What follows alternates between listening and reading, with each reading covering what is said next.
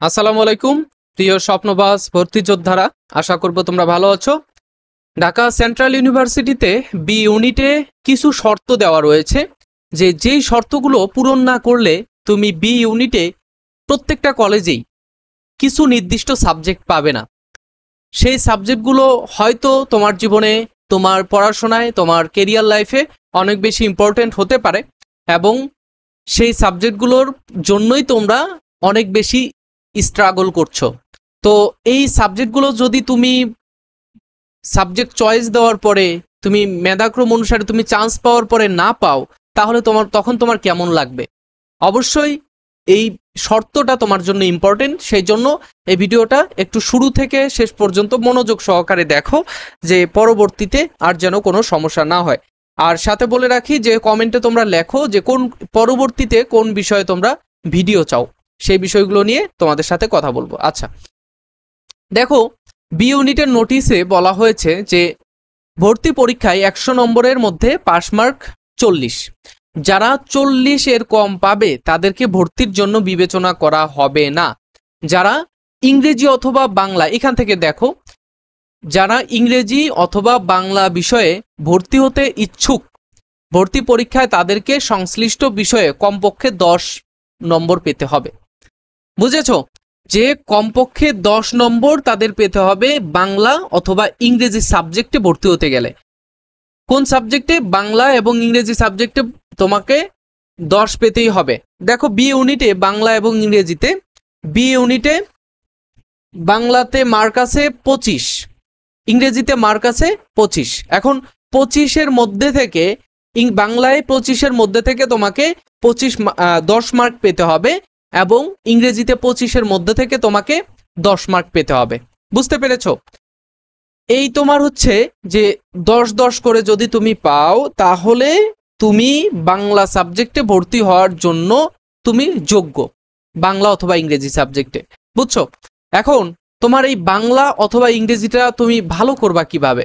এটা তোমরা ইংরেজির জন্য যদি কোনো সমস্যায় পড়ো, অবশ্যই তুমি ডেসক্রিপশন বক্স চেক করো এবং চেক করার পরে আমাদের ইংরেজির যে এক্সাম ব্যাচ রয়েছে তুমি ভর্তি হয়ে যাও।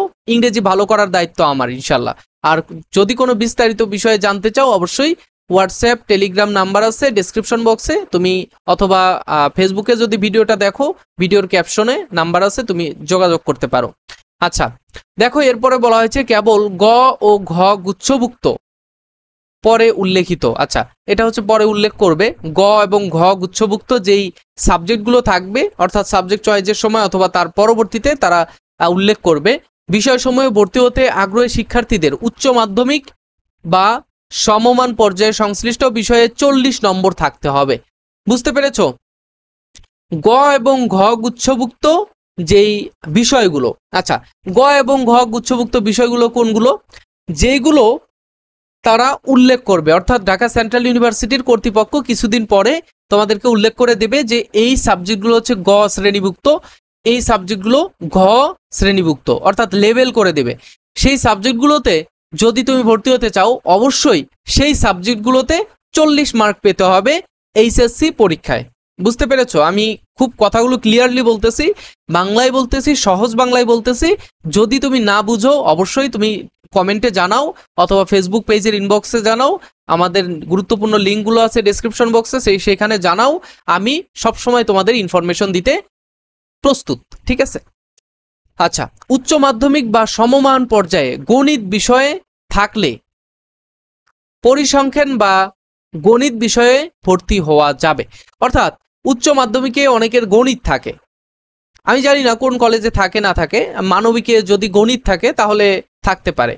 আচ্ছা, মানবিকে যদি তোমার গণিত থাকে তাহলে পরিসংখ্যান বা গণিত বিষয়ে তুমি ভর্তি হতে পারবে।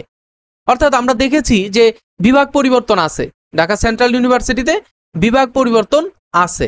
সেখানে আমরা দেখেছি যে সেইখানে সায়েন্সের সাবজেক্টগুলোতেও বি ইউনিট থেকে ভর্তি হওয়া যায়, কিছু নির্দিষ্ট কয়েকটা সিট রয়েছে তাদের জন্য।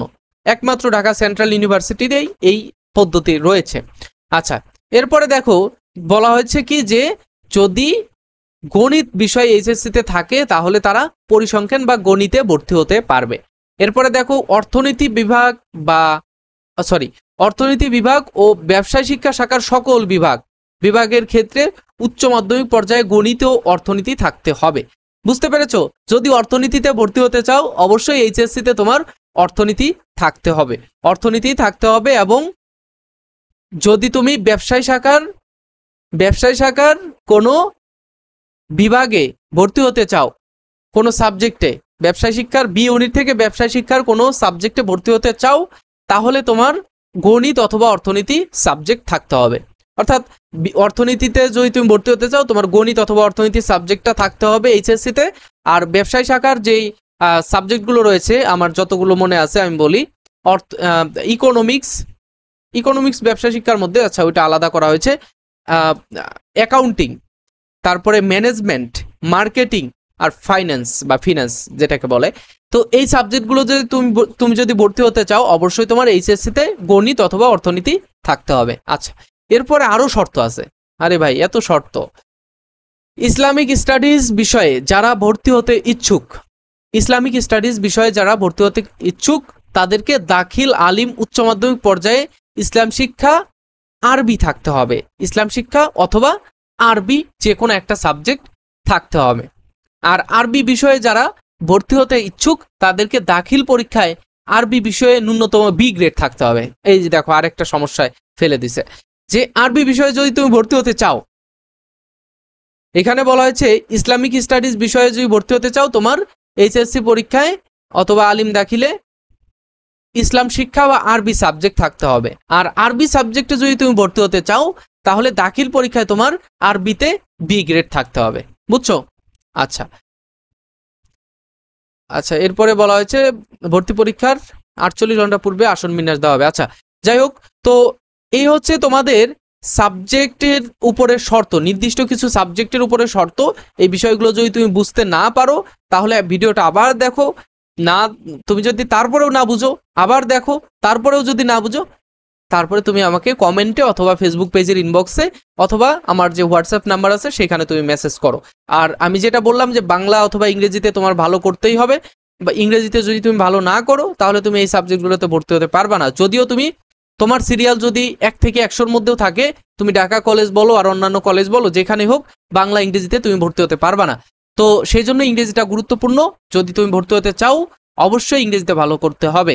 আর ইংরেজিতে ভালো করতে হলে অবশ্যই ইংরেজি ভালো পরীক্ষা দিতে হবে। আর ভালো পরীক্ষা দেওয়ার শর্ত হচ্ছে তোমার ভালো প্রস্তুতি নিতে হবে। আর ভালো প্রস্তুতি কিভাবে নিবে, কোন কোন বিষয় থেকে প্রশ্ন আসবে, কিভাবে তোমার পরীক্ষার অ্যান্সার করতে হবে, সবকিছুই আমি জানাচ্ছি। আমার এক্সাম বেসে ভর্তি হলে সব এক প্যাকেজে তুমি সব পেয়ে যাচ্ছ। তুমি ডেসক্রিপশন বক্স চেক করে আমার এক্সাম বেসে ভর্তি হয়ে যাও। আর কিছুদিনের মধ্যেই তোমাদের ভর্তি পরীক্ষা অনুষ্ঠিত হবে। আর কিছুদিনের মধ্যেই আমি পরীক্ষার আগেই তোমাদের এক্সাম বেসের পরীক্ষাগুলো শেষ করে দেব। এর মধ্য দিয়ে তোমরা একটা রিভিশন ভালোভাবে দিতে পারবে। তো আজকে এই পর্যন্তই। নেক্সটে তোমরা কোন কোন বিষয় নিয়ে ভিডিও চাও, কোন কোন বিষয় তুমি জানতে চাও সেগুলো কমেন্টে জানাও। ইনশাল্লাহ আমি তোমাদের পরবর্তী ভিডিওগুলোতে জানিয়ে দেবো।